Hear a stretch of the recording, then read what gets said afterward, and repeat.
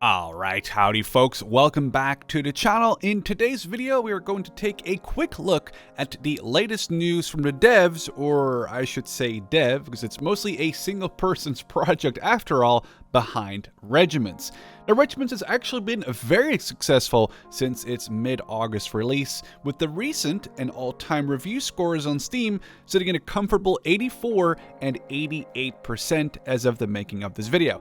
Now, I'm personally very happy to see the overwhelmingly positive response of the greater player base.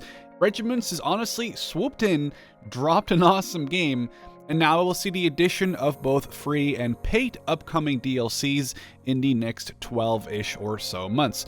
Now, if you're interested in checking out the game, make sure to check out the link at the top of the description as always. So currently there are 4 major add-ons planned, though these are not 100% confirmed to be exactly as shown here. The developer did feel comfortable enough sharing his plans, so I'm not expecting any major changes to them. Now first, we'll see a free DLC, preliminary named Immediate Reserves, which will add 1 or 2 new maps to go along with a United Kingdom nation as a playable faction. Now currently there are some UK units that help make up the reinforcements for the Belgian faction, but the UK will now become its own standalone faction as well. Now, whether this will impact the UK units in the Belgian roster is not known, but the update will also add several new units to some of the existing nations, so perhaps Belgium will see some new units to replace the UK units that are now moving to its own faction. What these new units are going to be though, and for which factions, are just not known at this moment. Now, super exciting news is also that a new operation will be added with this update for everyone for free, and I'm kind of speculating here, but I wouldn't be surprised to see this one being playable as, of course, the new UK faction, which will be a nice way to see this new faction in action. Now, DLC number 2 will actually be a paid DLC, and though there's no information on the pricing as of right now, it will add 2 full factions, it'll complete the UK factions roster, as well as add new unit types. Now, this add-on will be called the Northern Group of Forces, will add Poland and the Netherlands, which is obviously super exciting to me personally, seeing as I am Dutch myself, to the game, and fill out the rest of the units for the UK. Now, specific numbers aren't given yet, but the add-on will come with multiple new maps as well as multiple operations, and here I'm hoping for at least a Polish and a Dutch one, as they are the newest factions. Interesting to note, and we're going to skip a little bit ahead in this post, is the fact that the developer said that any paid add-ons will only lock factions and operations behind a paywall. Any new mechanics that will be rolled into the game will be available for everyone. Now, whether these new mechanics include these new unit types, for example, if they were made available to some of the base game factions, remains to be seen, but I thought it was important to mention that the paywall will not be for new mechanics. There's a whole list of potential features and additions that will most likely be added for free, but we'll touch on those after we finish looking at the roadmap. The APC in this picture appears to be a Polish Scott APC, which is basically sort of their version of a BTR with a KPV 14.5mm gun. Besides motorized infantry, which the Scott in the picture may be an example of, this add-on will also add heli-borne infantry. Now personally, I love using air assault tactics in games like Wargame and in Warno, so to see that being possible here in Regiments, doing air assaults and objectives, or just generally behind enemy lines, I'm looking very much forward to see how those mechanics are going to work within Regiments.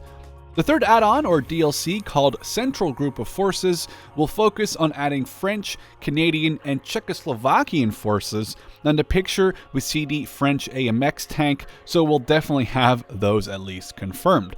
Now, it's not mentioned, though I do hope we see a new couple of operations, at least one for hopefully the French, Canadian, and Czechs. However, there is mention of custom operations allowing you to set the factions fighting each other, the regiments that are in use, how many stages are in the operation, the length of the operation, and more. technically, anyone can actually now make a very basic or very in-depth operation, though I'm hoping there will be an easier way to share these self-made operations, so perhaps a Steam Workshop integration would be awesome to see, though there's no mention of that as of right now. The final update, which should release around August of 2023, a year after the game's release, has not actually been given any specific content yet. Whether there's going to be a small update adding stuff to existing nations or a whole different front outside of Cold War Central Europe remains to be seen, probably based on how well the previous 2 paid DLCs sell. So as I mentioned, any new mechanics or features added to the game will be free for everyone and not locked behind a paywall. Of note here though is that there are no guarantees any of these will actually be added to the game. The dev just states these are things he'd like to see added, though he's not sure if he can implement all of them. I've picked a couple that I thought were interesting. For example, towed equipment, where we can think of artillery pieces or anti-air weapons, probably cheaper to deploy as they aren't going to be self-propelled, and these are usually good for defensive weapon systems.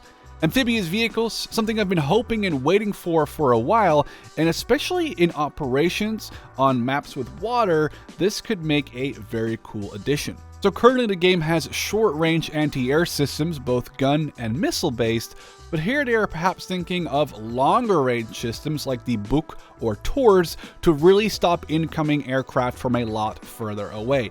Also, the ability to have a combat air patrol or CAP flying around, most likely call-in based, would intercept enemy strike aircraft, especially useful when you're doing a large offensive push. I'm thinking this might be a large area or maybe even map-wide, though we'll have to see how that plays out. New skirmish modes are also mentioned, which one I sounds very interesting is a dedicated defense game mode, not dealing with the transport units that currently make up the mobile defense game mode in the game.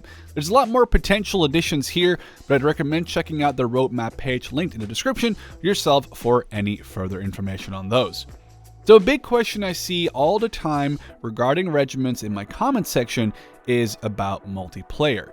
The dev states here there is no multiplayer scheduled to be added to regiments during this first roadmap.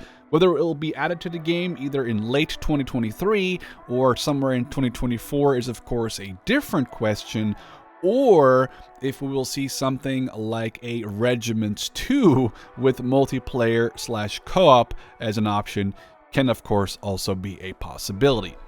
Sadly, there will most likely not be a player-accessible map editor due to licensing and technical constraints, though I suppose the custom operation mode should be a decent substitute.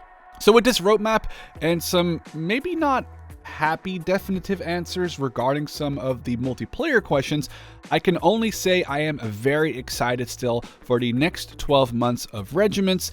It's a shame again we're not going to get multiplayer or even co-op, but I think a lot of the additional content mentioned will mostly make up for it. Now, what do you think? Let me know in the comments down below. I hope you enjoyed this quick look at Regiment's roadmap and upcoming information for the next 11 or 12 months, and I'll hope to see you in the next one.